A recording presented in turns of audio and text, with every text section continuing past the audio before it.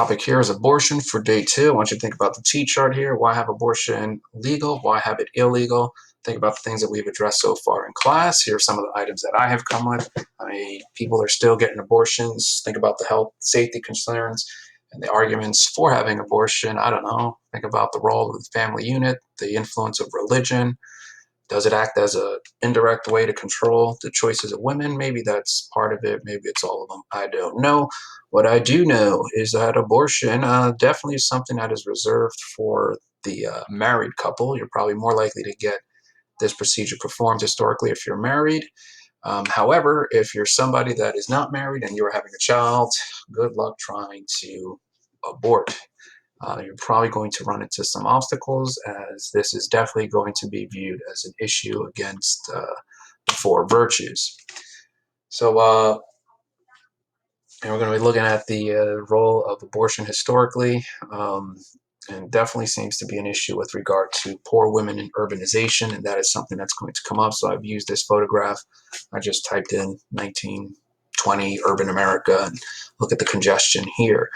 Brief history of abortion. So I've broken down 2 particular areas, the 18 to 1820. This is where the definition of quickening comes in, and this is looking at the question of the family life. So, 8 people in the average family, which is probably the reason why abortion is going to be allowed for the family. The amount of kids are being, participants with maybe the family business, things like that. But 8 might seem to be a lot. And abortion, again, just being reserved for the married couples within America. Let's see what else we have here. 1820 to 1900. Notice the difference here with regard to quickening, and that is going to possibly be some of the reason as far as why people are deciding to get these particular procedures performed, because you've taken the power of determining when life begins away from the woman with regard to the way quickening changes. So here you have some of the women that were fighting to try to deal with the issue of abortion. Emma Goldman, Margaret Sanger. This woman right here is Mary Aquis. I don't have an image here of Madame Restell just yet. Margaret Sanger. This was the woman, instrumental for the organization of Planned Parenthood. Emma Goldman coins the term birth control. Mary Aquis, this woman here, she was a doctor, and she had performed numerous procedures, especially for women of the lower class.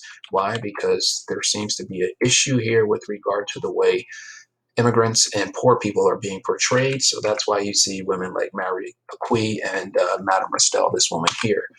Anyway, this chart here, just looking at who's getting abortions and the people not getting abortions, and looking at this particular time period here. Notice the reference to immigrants and lower class as people not getting abortions. However, the upper class in a position to get abortions, I probably would even throw the urban family, wealthy people into that category as well. All right, so who performed the abortions? We have these people here, the doctor, the midwife, and the pregnant woman, which is a reference going back to the game that we played in school.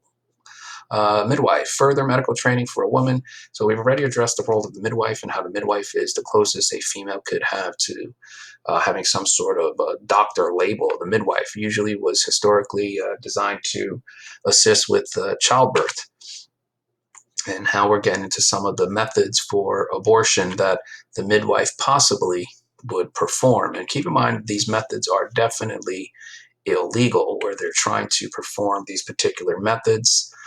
As you could see in here, the woman may be self-inducing by inserting something as a way to try to create damage internally, which is definitely going to either lead to the doctor or lead to the self-induced abortion.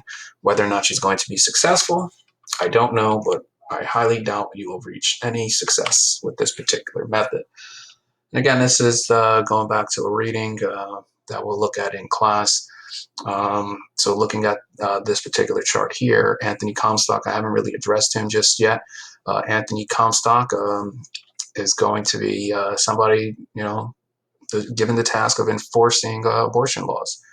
And he's going to go through some pretty extreme measures to do that. So Anthony Comstock, noticed Comstock laws, and that the law is prohibiting. They're trying to control anything that's about birth control. So in class, we'll probably take a look at these particular readings here. This one is going to talk about the Comstock laws. This is a speech. I believe this is a speech here, morality of birth control. Where it's talking about why you want to have birth control. The wedding night isn't going to be labeled obscene. Ida Cradock's suicide note. There's a link here. Ida Cradock is going to be found guilty of violating the Comstock laws, which is here, as a result of what she writes in The Wedding Night. And then this is something that's a little more recent with regard to abortion. So this particular piece here, third of the states are distinguishing between quickened and unquickened by the end of the 1800s. So this is looking good again, the amount of states that are using quickening as a way to determine life. So think about this question, looking at the environment that women are faced with. If you're living in the 1800s, what would you pick as your option here? Normally, the result will be to choose not to have sex. So as a result of the attempt to, target people, giving out information about abortion, anything that's labeled obscene, thinking about the method that you might have to perform on yourself, just the complexities involved in getting a procedure performed is going to control the behavior. And maybe that's part of it. I don't know. That's for you to decide. So who's this guy, Anthony Comstock? Anthony Comstock is going to find a unique way to look at birth control. And here you see a text of the law. Let's see here.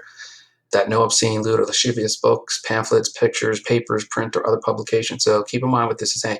If I have anything that is on paper, printed, even if I am possibly talking about, getting an abortion or the immoral use of nature, this stuff right here could land me in a situation where I'm in violation of the Comstock law, which is precisely where many of these women are going to find themselves. So if you even have any of these items in your possession, keep in mind these are more up to date. These wouldn't be items that are in the 1800s, but you having any of these items in your possession could be viewed as lewd behavior. And so the Comstock law would find you in violation. So again, it's not just about abortion, it's also about controlling reproduction. If you're sitting there trying to figure out a way to not get pregnant and you have any sort of item in your possession that's designed with the intent of slowing down or stopping reproduction, you are going to find yourself in violation of the Comstock laws. So again, here they're looking at further method here. Even if you're transporting things in the mail, so if I send something from one state to another and it's telling you how to go about controlling reproduction, you are in violation of the Comstock law here. I mean, even if I said something like, I don't know, eat 5 jars of peanut butter, and that's going to somehow create a biological change where you cannot reproduce. Well, if that intent is to control birth, now I'm in violation of the Comstock laws. So again, I ask this question, knowing that if you have this stuff in your possession, knowing that you're potentially going to be in a position where you can't get an abortion or where you might have to self-induce, what are you going to choose as your options? And again, probably going to be in this situation, or maybe you just decide I'll just get married. I'm not going to risk it because if I risk it, it's probably going to be problematic for me. So maybe there's a difference between the choices that people have. This section is looking at abortion versus reproductive control, just trying to give you an idea of some of the methods. And again, think about the question here. So the Grafenberg ring, the goal here, if we're looking at the female, I guess, reproductive,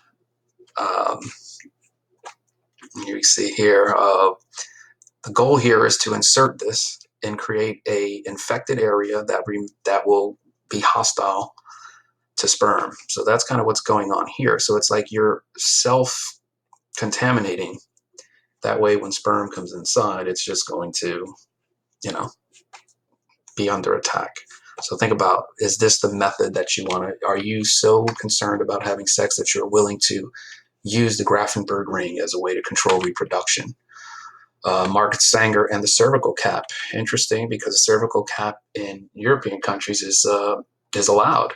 And so this item is going to not be allowed in the United States. It actually goes so far as in the United States where they try to get a patent and they create 2 separate patents, one for this portion and one for this.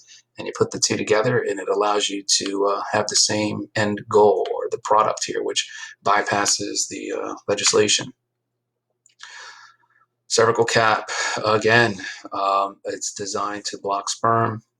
I guess this one is not as dangerous as the hostile environment provided by the Grafenberg ring. This again, but keep in mind, if you have this cervical cap on your possession, you have it in your pocket, and the police officer comes around and he's saying, "What do you got in your pocket?" and you have that item, you were violating the Comstock laws. So just having this item in your possession is problematic. And that's kind of where that's going. So again, like that environment is what's going to prompt some of these women to go ahead and do stuff. Like Madame Restell, she's performing abortions. Notice the price difference: 20 for poor women, $100 for wealthy clientele. And she eventually is found guilty of violating the Comstock laws. And when she's supposed to report, for her punishment, she opts to commit suicide in her home. Here are some Madame Restell ads to married ladies, female monthly pills. So the fact that she's promoting all of this stuff puts her in violation of the Comstock laws. Ida Cradock. So Ida Cradock's an interesting character because she's publishing these books to educate people about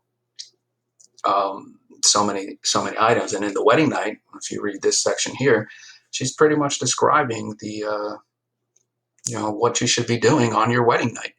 Keep in mind, it must be terrifying for the wife in this situation, because the wife, who has always been told to be pure, is now caught in a position where on the wedding night she has to now, um, put herself in a sexual situation with her husband.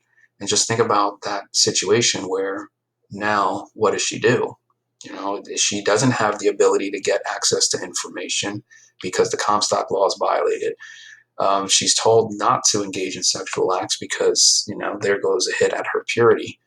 And the end result is that Ida Cradock is going to be found guilty of violating the Comstock laws, and very similar to Madame Restell, is going to commit suicide rather than be punished for her crime, or what society says is a crime. Here goes a little more of her particular piece, The Wedding Night, where she's explaining what should be doing. So, if you take a read at this, what's obscene here. If you're talking about sexual acts, you are definitely in violation of the Comstock laws. You are expressing obscene and lewd material. And that's going to be the norm for the society. You have a book, you have a pamphlet, an advertisement, any kind of information, you are going to be in trouble because they do not want to have any conversation about sex. Ida Cradock would eventually commit suicide, and this is an excerpt from her suicide note. She tells you right here, Comstock has decreed me guilty of a crime which I did not commit, the circulation of obscene literature. And the obscene literature is The Wedding Night that she has published.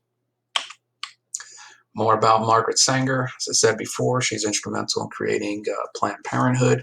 Margaret Sanger is also going to be on the list. And I know there's a big gap from the 20s to Roe v. Wade, and I think that's precisely the point, that there's a series of women, men and women, who are fighting to control reproduction in the 1920s. 1920 seems to be the peak for the abortion rights movement, and it's not until the 1970s where Roe v. Wade is eventually passed.